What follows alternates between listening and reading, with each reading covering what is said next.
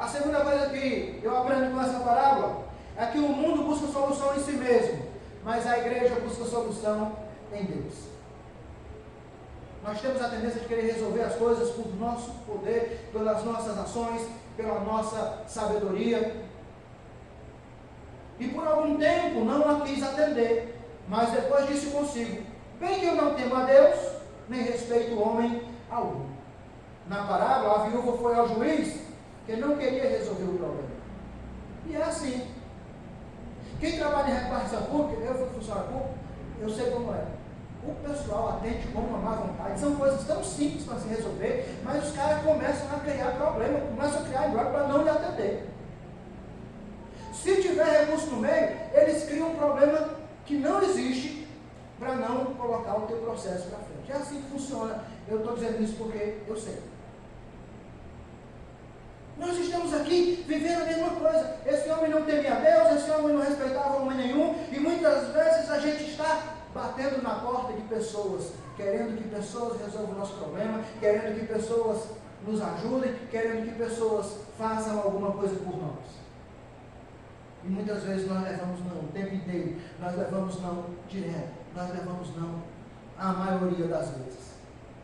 A igreja de Deus serve a um Deus que quer solucionar o seu problema. Deus quer solucionar o seu problema, Deus quer te ajudar. Deus quer abençoar, porque é da natureza dele. Eis que a mão do Senhor não está encolhida para que possa salvar, nem surdos seus ouvidos para que possa ouvir. Então Deus tem o coração aberto ao clamor daqueles que o buscam. Deus tem o coração aberto ao clamor daqueles que o servem. Deus tem o coração aberto ao clamor daqueles que estão na sua presença. Deus tem os ouvidos abertos para ouvir o teu clamor, meu irmão, minha irmã. Porque Ele tem ouvido os meus. Ele tem ouvido de muitos irmãos aqui nesse lugar. Deus tem o coração e os ouvidos dispostos a isso. E olha a ordem que Deus dá para mim e para você. Invoca-me e te responderei, e anunciar-te-ei coisas grandes e ocultas que não sabes.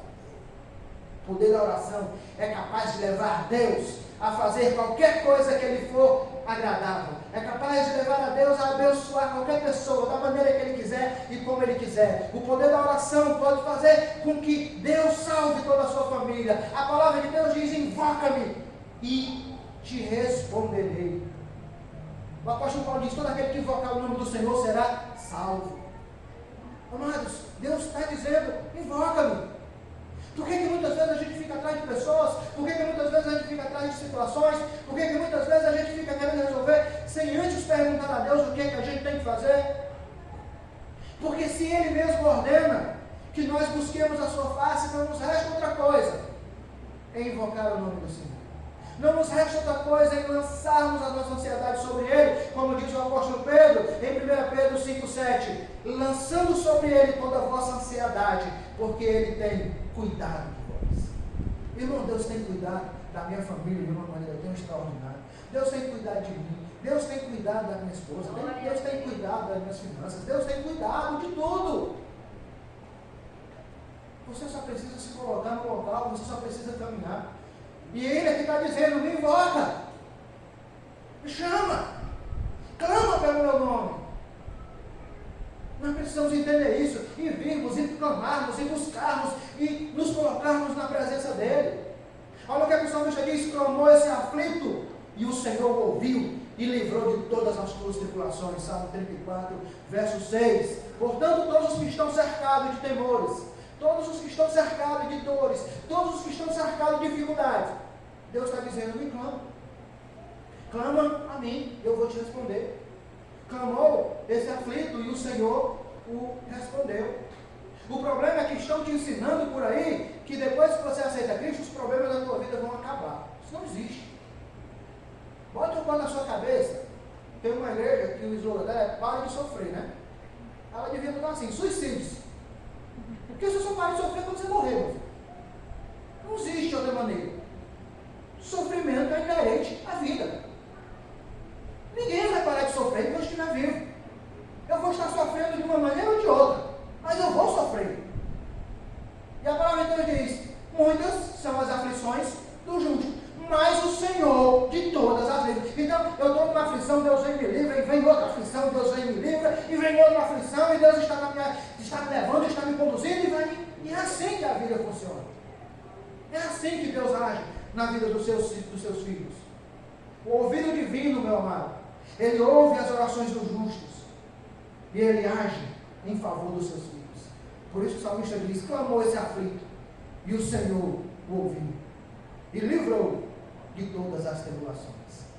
Quanto mais tribulação você tiver, mais você deve orar, mais você deve buscar, mais você deve se colocar no altar de Deus. A terceira coisa que eu aprendo com essa palavra é que o mundo oferece justiça sobre humilhação. A igreja, ela recebe justiça com adoração. O ser humano, ele tem a tendência de querer humilhar o outro. Todavia essa viúva me importuna, julgarei a sua causa, para não suceder que por fim venha a molestar. Na parábola, a viúva tinha acesso limitado ao juiz, assim como nós temos acesso limitado, muitas vezes, às várias situações da vida. A viúva, ela buscava, ela marcava audiência, e ela importunava, buscando a solução para o seu problema. A igreja tem acesso ilimitado, direto, a qualquer hora, a qualquer momento, ao Deus. Você tem acesso a Deus, meu irmão, a qualquer momento. Basta você parar, orar em nome do Senhor Jesus, e Deus estará te ouvindo. A igreja pode orar, pode entrar na presença do Altíssimo 24 horas por dia de maneira ininterrupta. As orações estão diretamente ligadas à adoração, porque o adorador, ele consegue de fato realizar orações. No nosso grupo de oração do Getsemane, nós temos 5 roteiros de oração, 5 momentos, que isso é bíblico. Nós começamos com gratidão, depois nós fazemos uma confissão, depois nós fazemos perdão, nós perdoamos as pessoas, porque Jesus diz: olha, quando você estiver orando, se você lembrar que tem alguma coisa contra mim, perdoe, para que o vosso Pai vos ouça. Em quarto é que nós vamos pedir. Como é que começam as nossas orações? Senhor, me dá, eu quero, eu preciso, eu necessito. A gente pede, meu irmão, mas você nem agradeceu. Talvez a tua vida esteja completamente conturbada. Você não confessou, talvez você esteja em pecado. Você acha que não, mas talvez você esteja. Talvez você esteja com rancor de alguém. Então, por isso que antes de pedir, é preciso passar pelo passo da gratidão, pelo passo da confissão, pelo passo do perdão, para poder pedir. E a gente encerra declarando e agradecendo no estado de adoração. Porque Jesus diz que esse momento em que nós vivemos é o momento da adoração. Lá em João, capítulo 4, verso 23 e 24, ele diz: mas vem a hora, e já chegou, em que os verdadeiros adoradores adorarão o Pai em espírito e em verdade, porque estes são os que o Pai procura para seus adoradores. Deus é espírito, e importa que os seus adoradores o adorem em espírito e em verdade. Então ele não sabe o que ele é mais útil, não sabe o que é melhor. Às vezes nós vivemos nessa situação. Nós precisamos aprender a adorar a Deus. Nós precisamos aprender a orar a Deus. A adoração não é do jeito que eu quero, é do jeito que a Bíblia manda. A oração também não é do jeito que eu quero, é do jeito que a Bíblia manda. Por isso eu preciso estar dentro das instruções que a Bíblia manda para a minha vida. Se eu não estou dentro desse processo, muitas vezes as minhas orações não são ouvidas e não são recebidas.